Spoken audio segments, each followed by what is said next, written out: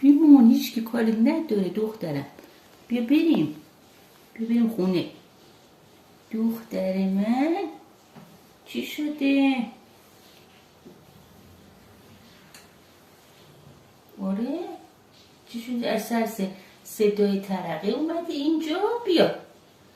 بیا در خونت رو باز کنم، برو تو خونت که نترسی.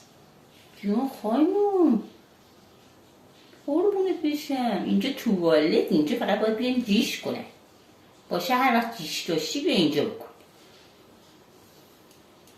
بیا بریم. بود دخترم، بود خوشگل مامان. کی گفته شما بیاین اینجا؟ اینجا خونه که نیست. بود دخترم جون. بود خانم کوچولوی نازه من. بیا بریم غذا بدم. بود خانم غذا بدم.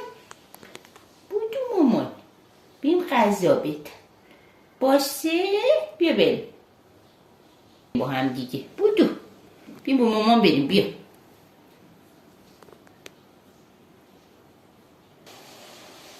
خانم کوچولو بیا مامان جون.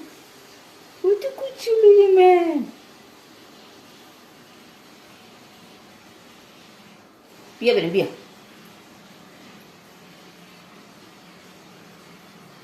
بیا دخترم. بیا بریم در اتاق باز کنم بری تو اتاق. بیا مامان بیا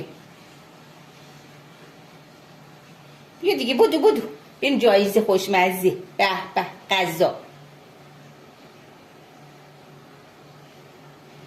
نمیای؟